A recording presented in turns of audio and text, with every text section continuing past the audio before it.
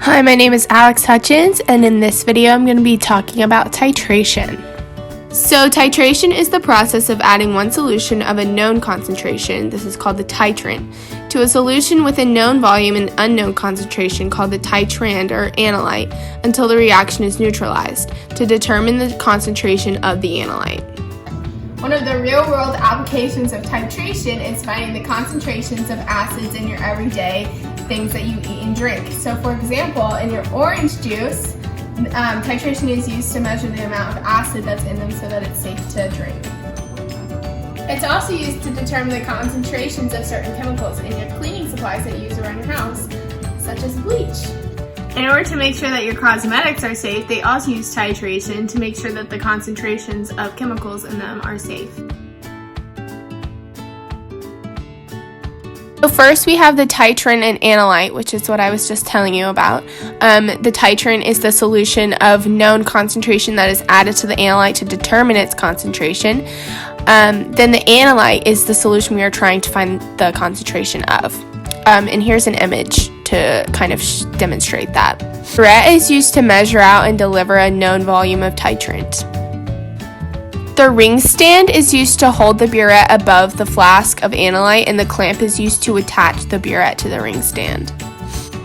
The Erlenmeyer flask is what will hold the analyte. This is used rather than a regular beaker so that the experimenter is able to mix the materials together without the risk of spillage.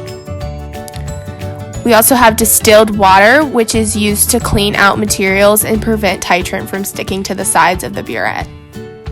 Lastly, we have the indicator, which is added to the analyte because it will change color in response to a chemical change that occurs to the experiment. And there are lots of different types of indicators that will turn lots of different colors, so I haven't included an image here because it could be so many different things.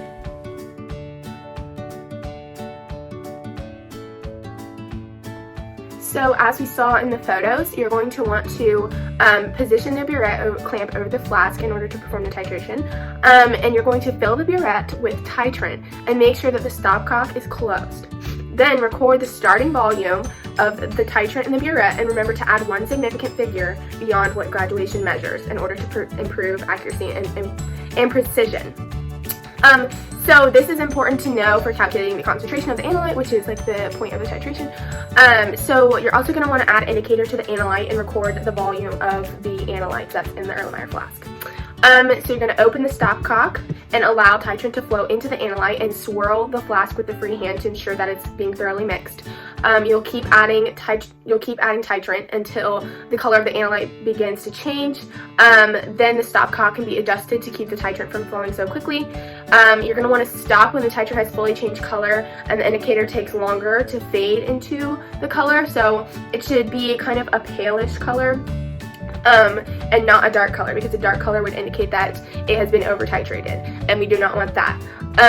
So you'll want to record the final volume of the amount in the burette of titrant, and this can be subtracted, the initial can be subtracted from the final to determine how much titrant was added into your solution.